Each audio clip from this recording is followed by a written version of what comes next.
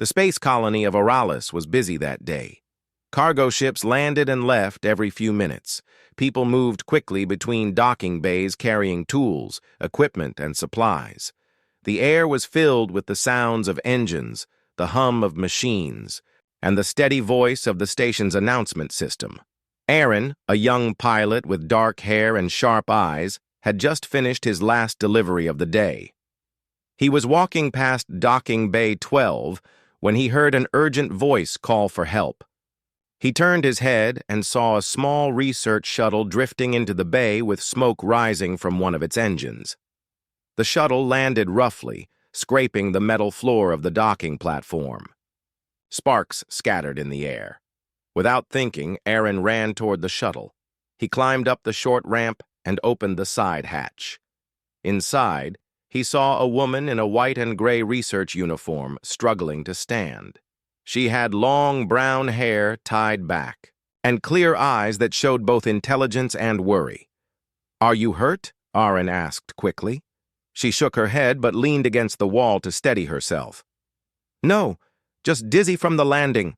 The engine overloaded and almost shut down in the asteroid belt. I think the guidance controls are damaged too." Aaron stepped inside and began checking the control panel near the door. He knew enough about ship systems to see the problem right away.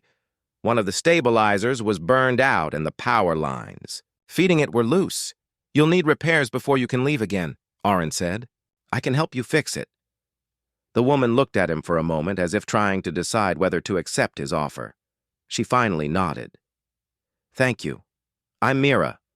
I work at the science outpost on Vega Ridge. I was bringing research samples back to the colony." As they moved toward the rear of the shuttle to inspect the damaged engine, Mira reached for a toolkit on the floor. She turned toward Aaron and said without thinking, "Could you pass me that, my husband?" The words hung in the air for a second. Aaron froze in surprise. Mira's face turned bright red. Her eyes widened as she realized what she had just said. I meant to say my friend, or sir, or something else," Mira stammered quickly. "I don't know why I said that." Aaron gave a small smile, trying to put her at ease. "It's all right, I understand. Maybe you're tired from your trip." Mira turned away, clearly embarrassed. She focused on the engine panel as if it was the most important thing in the galaxy. Aaron didn't press the matter. He simply picked up the toolkit and handed it to her. They worked together in silence for a while. Aaron held a flashlight while Mira unscrewed the burned stabilizer module. The smell of scorched metal filled the air. Aaron's mind kept returning to what she had said, but he decided not to mention it again. After about 20 minutes of work, they had replaced the damaged part and reconnected the power lines. The engine came back to life with a steady hum. Mira closed the panel and let out a sigh of relief. "Thank you for helping me," she said softly. "If you hadn't been here, I might have been stuck in this bay for hours." "No problem," Aaron replied. "I'm glad I was nearby." One of the colony's maintenance workers arrived and began scanning the shuttle for other damage. Mira stepped aside to let him work. She glanced at Aaron but quickly looked away again. It was clear she still felt awkward about her earlier slip. Aaron decided to make small talk, hoping it would ease the mood. "So, what kind of research do you do at Vega Ridge?" Mira hesitated, then answered, "I study crystal formations found in asteroid fields. Some of them have unusual energy patterns. They might be useful for improving power systems on the colony." "That sounds important," Aaron said. "No wonder you were trying to bring them here so quickly." Mira nodded. "Yes, but the trip is always dangerous. The asteroid belt between Vega Ridge and Orcs is full of magnetic storms. Ships have to travel carefully, or they risk losing their engines." "That explains what happened to your shuttle," Aaron said. "You're lucky the damage wasn't worse." Mira gave a small smile. "Yes, and I was lucky you were nearby." Before Aaron could reply, the maintenance worker finished his scan and gave Mira a report. "The shuttle is safe to fly now, but I recommend a full inspection at the repair station before your next trip." "Understood," Mira said. She thanked the worker and then turned to Aaron. I have to bring these samples to the science division now. But thank you again for your help. You're welcome, Aaron said. Maybe I'll see you around the colony. Mira gave a short nod and walked toward the main corridor, carrying a small silver case. Aaron watched her go, wondering about her strange slip of the tongue. It had been an odd moment, but something about her tone and the way she looked at him stayed in his mind. He shook his head and smiled to himself. The colony was big, but something told him this would not be the last time he saw Mira. The next few days passed quietly for Aaron. He flew short cargo runs between nearby stations carrying supplies, food containers, and machine parts. But every time he passed Docking Bay 12, he remembered the moment with Mira. The words she had spoken still echoed in his mind. He smiled whenever he thought about it, though he knew it had clearly embarrassed her. On the fourth day after their meeting, Aaron was sitting in the small cafeteria of the colony, eating a simple lunch. The place was half full, with miners, engineers, and traders talking over the hum of air filters. Aaron was about to leave when he noticed someone walking toward him. It was Mira. She was wearing a clean research uniform and holding a small data pad in her hand. "Hello, Aaron," she said, stopping at his table. "Do you have a moment?" Aaron set down his drink and nodded. "Of course. Please, sit." Mira took the seat across from him. Her voice was calm, but her hands rested tightly on the data pad. "I have a request.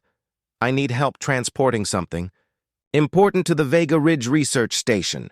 The colony's regular cargo ships are busy this week, and the samples cannot wait." I thought, maybe you could take them. Aaron leaned back slightly. "What kind of samples?" Mira lowered her voice. "Crystal cores. Very rare. They must be kept stable during transport or they could lose their unique properties. I would normally handle this myself, but after my last trip, the council wants me to have an escort. And I trust you after what happened the other day." Aaron felt a small sense of pride at her words. "I can do it. When do we leave?" "Tomorrow morning," Mira said. "It will be a 2-day journey to Vega Ridge. I'll be coming with you to monitor the samples." "All right," Aaron replied. "I'll make sure my ship is ready." The next morning, the hangar lights glowed softly as Aaron prepared his small but reliable transport ship. It was built for speed and maneuverability with reinforced hull plating and advanced navigation systems. Mira arrived on time, carrying a silver case about the size of a helmet. She placed it carefully inside a secure storage compartment, then began checking the stability readings on her data pad. "Everything looks stable," she said. "We can depart whenever you're ready." Aaron guided the ship out of the docking bay and into the deep black of space. The stars stretched around them, sharp points of light against the darkness. For the first hour, they traveled in silence, listening to the quiet hum of the ship's engines. Finally, Aaron decided to break the silence. "So, how long have you been working with these crystals?" Mira glanced up from her data pad. "Almost 5 years. I joined the Vega Ridge team after completing my studies in material sciences. Most of our work involves understanding how these crystals store and release energy. Some could be used for better engines, others for medical devices. Each crystal has a different structure and ability." "That sounds like work that could change a lot of things," Aaron said. "It could," Mira agreed, "but only if we can protect the research and keep the samples safe. There are people who would like to take them for themselves." Aaron nodded. "Smugglers and black market traders." "Yes," Mira said softly. "That's why the council insisted on an escort. It's not just about moving the crystals. It's about making sure they arrive safely in trusted hands." They shared a small meal in the ship's galley before returning to their seats in the cockpit. The journey was smooth so far. Stars drifted by in slow motion as the ship followed its programmed route. As they talked, Aaron noticed Mira seemed more relaxed than when he first met her. She asked about his work, his travels, and the places he had seen. Aaron told her about icy mining worlds, floating space markets, and quiet frontier outposts where few ever traveled. Mira listened closely, sometimes smiling at his descriptions. But every so often, Aaron caught her glancing at him quickly, as if remembering her earlier mistake. She never spoke about it, but the memory still seemed to linger between them. The second day of travel brought them closer to the asteroid belt that surrounded Vega Ridge. From a distance, the belt looked like a silver river winding through space. Aaron adjusted the navigation controls to steer them along a safe path. "This is where you had trouble last time, isn't it?" he asked. Mira nodded. "A magnetic storm hit the shuttle without warning. The systems overloaded and I almost lost. Control, I thought I might not make it back to the colony." "You're lucky you did," Aaron said. "But don't worry, my ship is built to handle sudden field changes. We'll get through." As they entered the outer edge of the asteroid belt, the ship's sensors began to flash with warning signals. Magnetic interference readings rose sharply. Small rocks and debris floated past the viewports. Aaron's hands moved smoothly over the controls, guiding the ship between the larger asteroids. Mira watched quietly, her datapad forgotten in her lap. Aaron seemed calm, focused, and precise in every movement. She remembered the way he had run, to help her that first day without hesitation. She remembered the way he had not laughed or teased her about what she had called him. For a moment, she almost said it again. The words were on the edge of her lips, but she stopped herself. She did not want to make the same mistake twice. Instead, she said softly, "You're very skilled at this." Aaron smiled. "It's my job to keep passengers safe." By evening, they had passed the most dangerous part of the belt and entered a quieter region of space.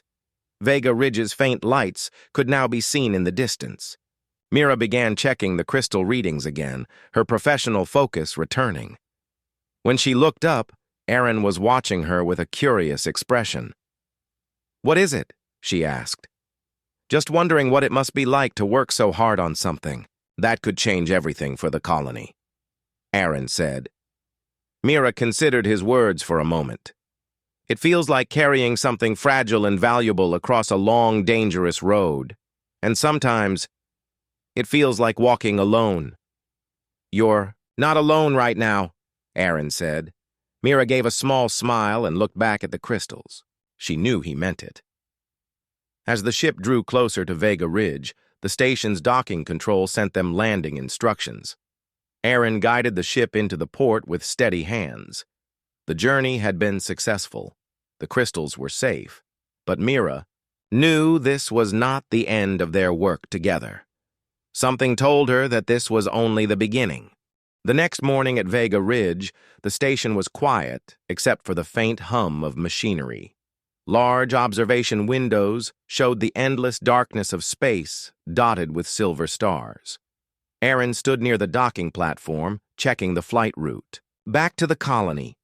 Mira approached carrying her silver case, now locked and sealed after her work at the research lab.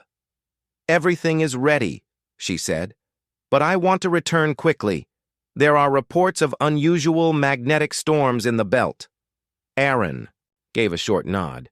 "We'll take a safer path, even if it adds a few hours." They boarded Aaron's ship and lifted off from Vega Ridge. At first, the journey was calm. The engines purred softly and the guidance lights blinked in steady rhythm.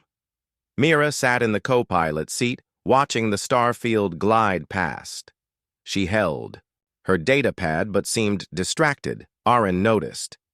"You're worried," he said. "Yes," Mira admitted. "The crystals are stable now, but if we are caught in a strong storm, their energy fields could be disturbed. That might destroy months of work." "I understand," Aaron replied. "I'll make sure that does not happen." An hour later, the outer edge of the asteroid belt came into view. The swirling field of rocks and debris looked harmless from A distance, but both of them knew it hid many dangers. Aaron checked the ship's scanners for any sign of trouble. At first, nothing appeared unusual. Then, without warning, the control screens lit up with flashing red signals. A high wave of magnetic interference swept across their path. The ship trembled slightly, and the navigation system issued a sharp alarm. "Storm coming fast," Aaron said, his voice steady but alert. "Hold on." The view outside changed, as arcs of faint blue light rippled through space, distorting the stars. Small asteroids spun out of their paths as if pushed by an invisible hand. Aaron's hands moved quickly across the controls, adjusting, power flow and steering. Mira gripped the armrest. "Can we get through?" "Yes, but we have to be careful," Aaron replied. "The magnetic currents can pull the ship toward heavy debris. If we hit one of those, we're done." The storm intensified. Electrical static shimmered along the edges of the cockpit window.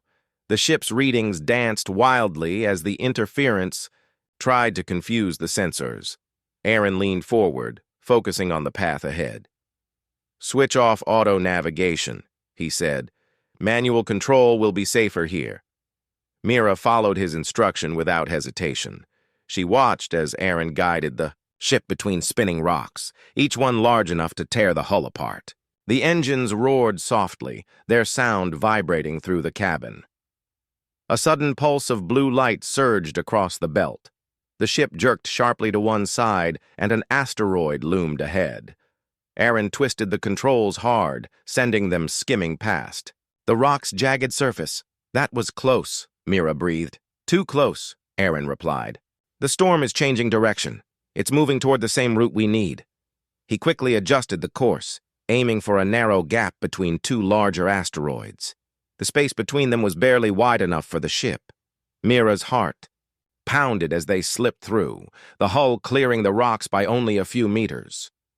Another surge of energy swept over them, making the lights flicker. The silver case in the storage compartment shifted slightly. Mira unbuckled her seatbelt and went to secure it. "Be careful," Aaron called.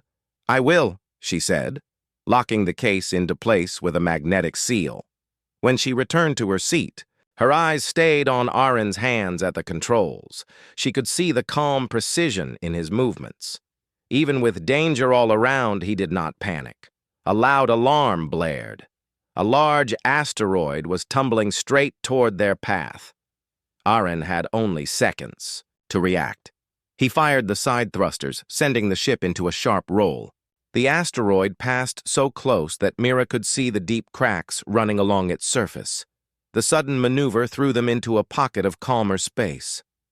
The sensors steadied, and the flashing red lights faded. "We're through the worst of it," Aaron said, finally leaning back in his seat. "The rest of the belt should be easier." Mira let out a slow breath she had been holding. "You saved us." Aaron gave a small smile. "It's my job to keep people safe, but it helps when the co-pilot listens well." Mira smiled faintly, though her eyes still held traces of the fear she had felt. "When the storm hit, I almost said—" She stopped, biting her lip. "Almost said what?" Aaron asked gently. "Nothing," she replied quickly. She turned to look out the window instead. "The important thing is, we made it." They traveled the next hour in silence, letting the quiet of space calm their nerves. The stars returned to their steady glow, and the asteroids drifted slowly past. Mira checked the crystals again. They were still stable.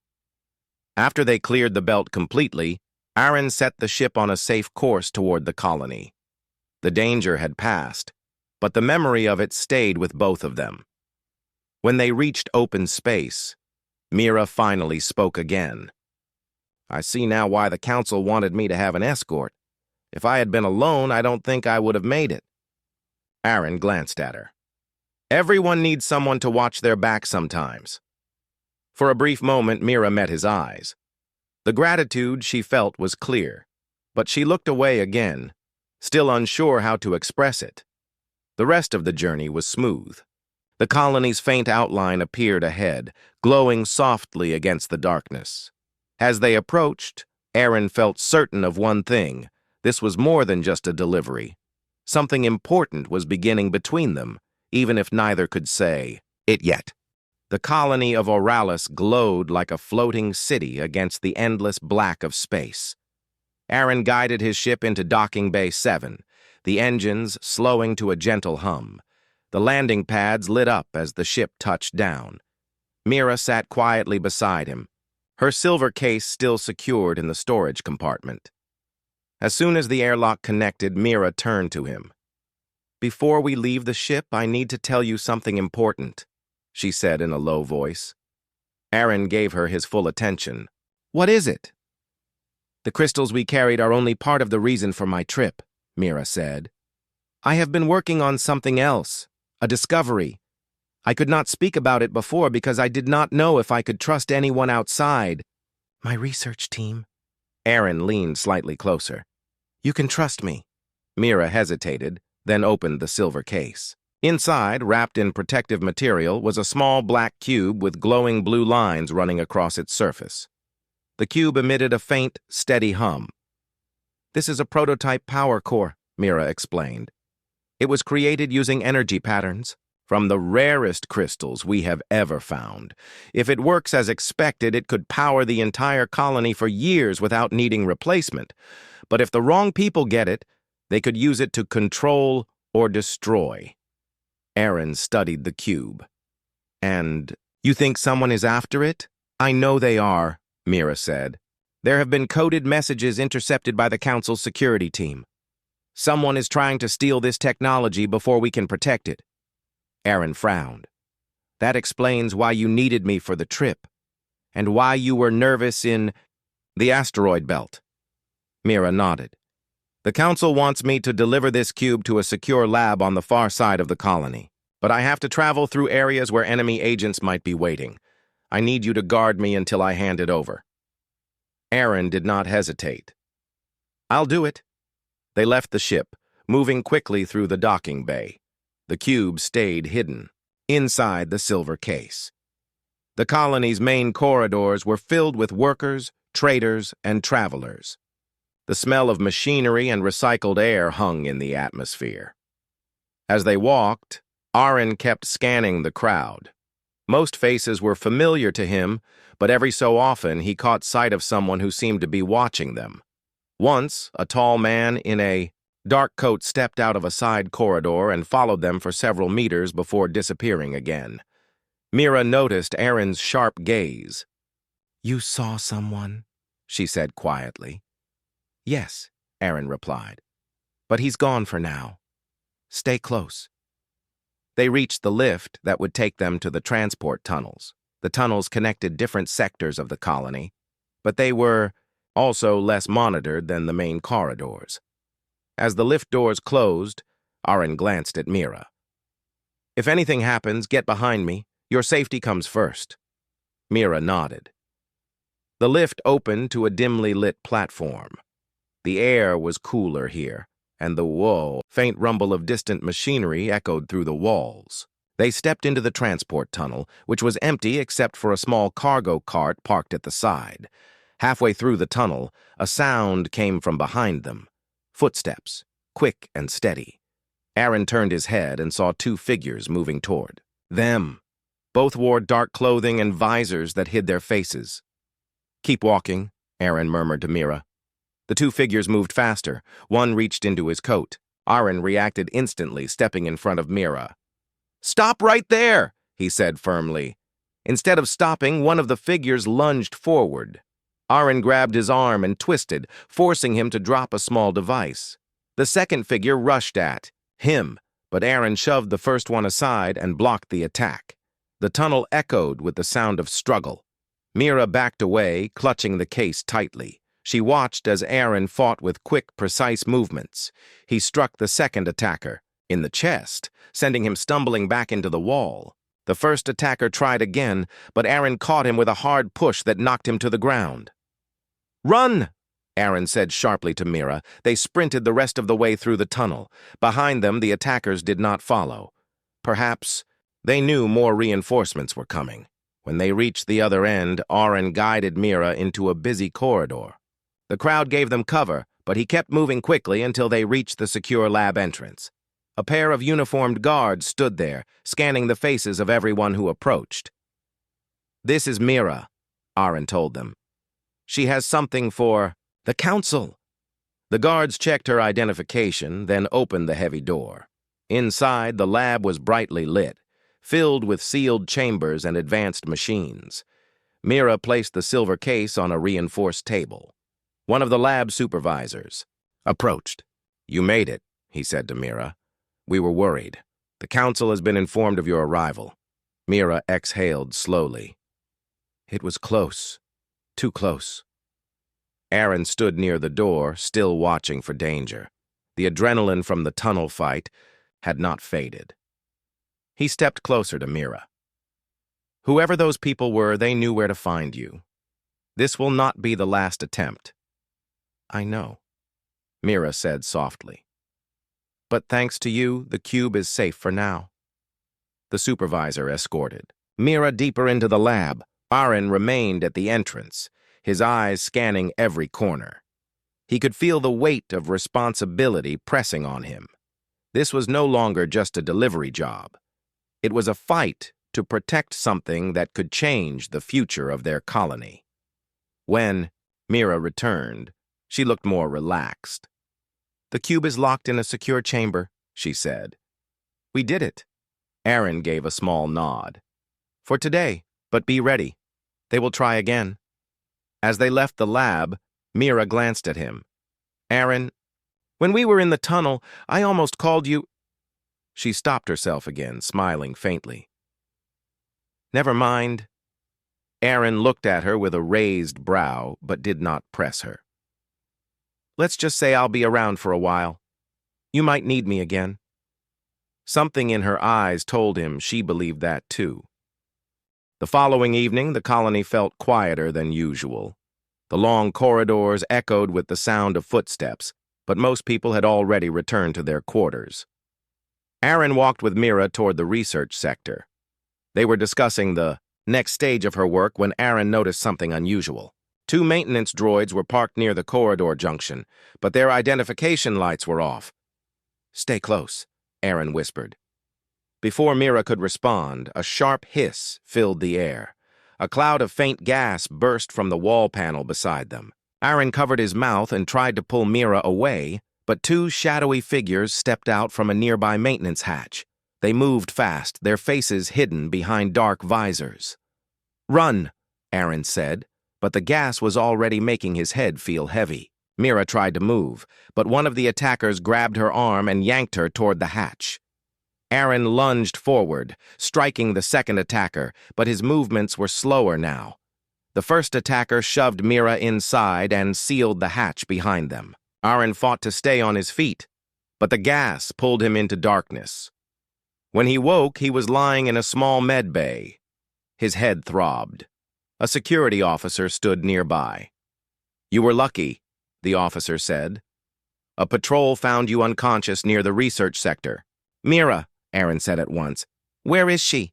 The officer shook his head. "We have no trace of her. Whoever took her knew how to move fast and avoid our cameras. We are searching." Aaron sat up. His body still felt weak, but his mind was clear. "Search is not enough. I am going to find her." The officer frowned. "It is dangerous. You need rest." Aaron ignored him. He left the med bay and went straight to docking bay 7, where his ship was waiting. He knew Mira's captors would not keep her inside the colony for long. The cube she carried was already in the lab, so why take her? Aaron thought of only one answer. They wanted information she knew. He powered up his ship and began scanning for unusual departures from the colony in the last 2 hours. One signal stood out. A small freighter had left without clearance, heading toward the outer rim mining stations. That was the only lead he had. Aaron followed the trail into open space. The stars glittered coldly around him. He kept the engines low to avoid detection. After an hour, the mining stations came into view, a cluster of dark structures clinging to the side of a large asteroid. He docked his ship in a shadowed maintenance port and slipped inside wearing a utility jacket. The mining station was mostly quiet, with only a few workers moving through the dim corridors. Aaron stayed out of sight, scanning for any sign of Mira. At last, he heard muffled voices coming from behind a heavy storage door. He crept closer. Through a narrow gap, he saw her. Mira was sitting on a metal chair, her hands bound. Two guards stood nearby, talking in low voices. "We need to make her talk," one said. "The buyer will not wait forever." "She will talk," the other replied. "Everyone talks eventually." Aaron's jaw tightened. He had no time to wait. He scanned the hallway and found a loose pipe leaning against the wall. Taking it quietly, he moved to the storage door, then struck it hard near the lock. The metal bent just enough for him to push the door open. The guards turned in surprise. Aaron moved before they could react. He struck the first guard in the chest with the pipe, sending him crashing into a crate. The second guard reached for a weapon, but Aaron threw the pipe at him and charged forward. The impact knocked the man off balance, and Aaron followed with a quick punch that dropped him to the floor. "Mira," Aaron said, hurrying to her side. Her eyes widened in relief. "I knew you would come." He cut her bindings with a small blade from his pocket. "Are you hurt?" "No," she said, standing carefully. "But they wanted me to give them details about the prototype and the crystal sources. If they had taken me off this station, I might not have returned." "Let's get you out of here," Aaron said. They left the storage room and moved quickly through the quiet corridors. But as they neared the docking port, a loud alarm blared. A voice echoed through the station's speakers. "Intruders in Sector 3.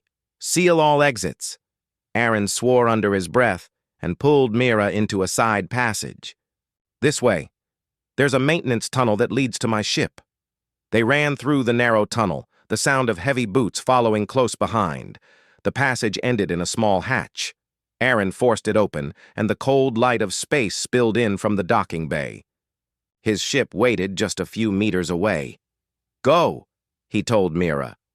She sprinted toward the ship while Aaron covered her, moving backward and watching the tunnel entrance. A group of armed men appeared, but Aaron fired a warning shot from a small blaster he had taken from one of the guards. The men hesitated just long enough for him to climb aboard. The ship's engines roared to life. Aaron guided it out of the docking bay and into open space. Behind them, the mining station grew smaller and smaller until it was only a dark speck against the stars. Inside the cockpit, Mira sat beside him, breathing hard. "I thought they would take me far away," she said quietly. "I would have followed," Aaron replied. She looked at him, her expression soft. "You risked everything to find me." "You would have done the same for me," Aaron said. For a moment, neither spoke. The hum of the engines filled the silence. Mira finally gave a faint smile. "When this is over, remind me to tell you what I almost said back in the asteroid belt." Aaron glanced at her, remembering. "I will, but for now, we get you home." The ship carried them back toward the colony, leaving danger behind but knowing it was not yet gone. The colony of Orcs was alive with activity as news spread of Mira's safe return. The council chamber was filled with important leaders, scientists, and security officers. Aaron and Mira entered quietly, the silver case containing the prototype power core resting on a secure table at the front. Mira looked around the room with a mix of determination and hope. Aaron stood beside her, ready to support her in whatever came next. The head of the council, a stern woman named Lena, began the meeting. "We have all heard the reports.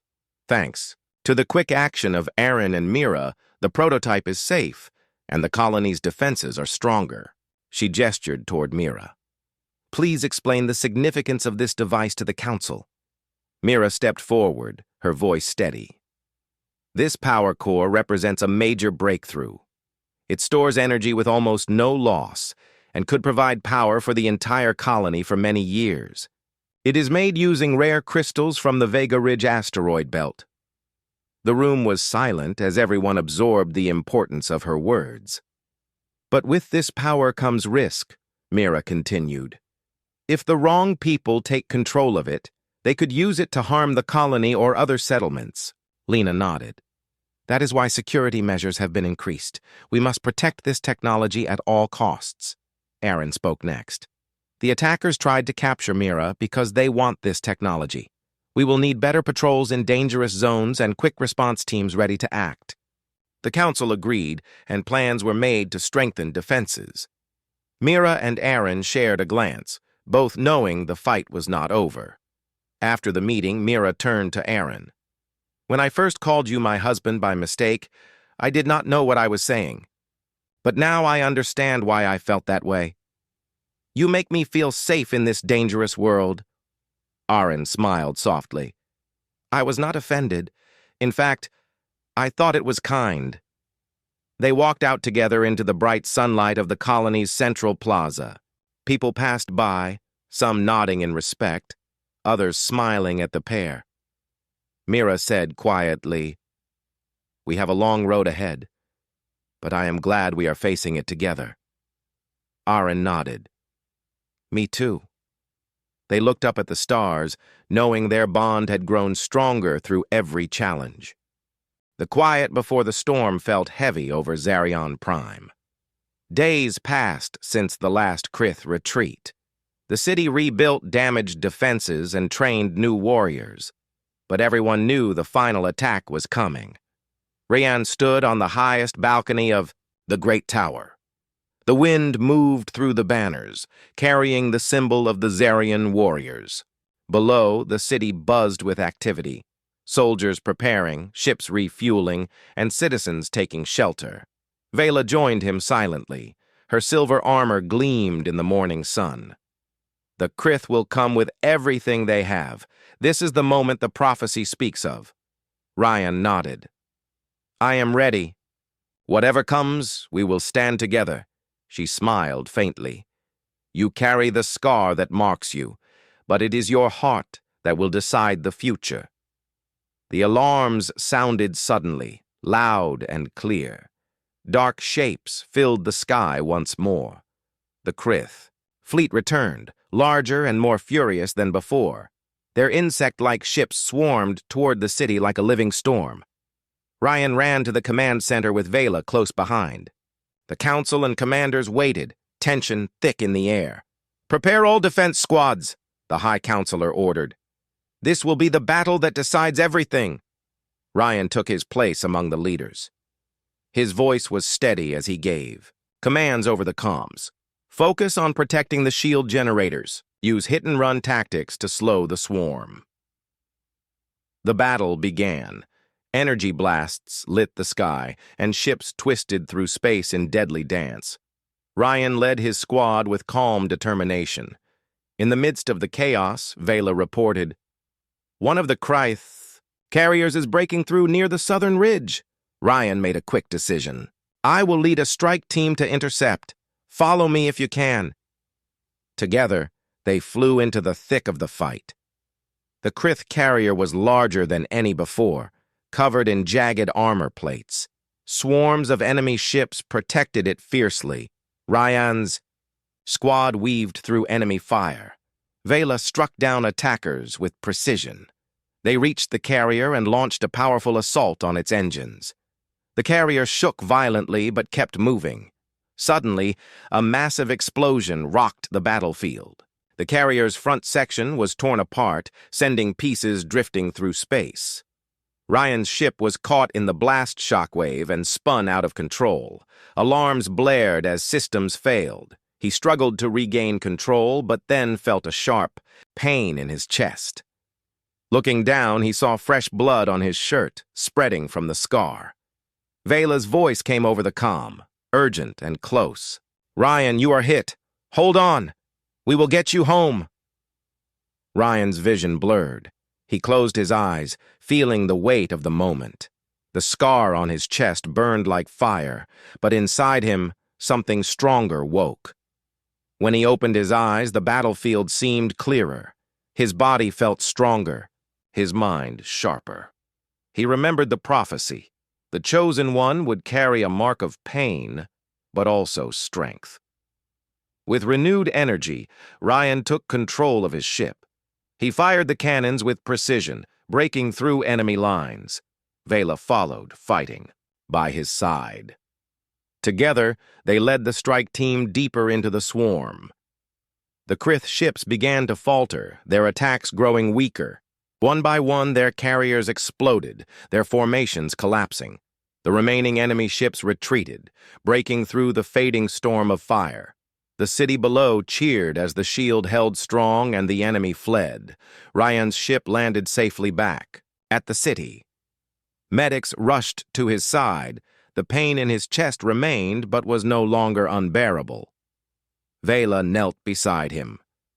"You have done what many thought impossible. You are truly the chosen one."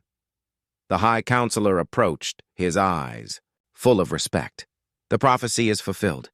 You have saved us all." Ryan looked around at the faces of the warriors, the people, and Vela. He felt a deep peace. The scar on his chest was not just a wound. It was a symbol of hope and strength. Together they would rebuild, protect, and face the future. The stars held new promise now.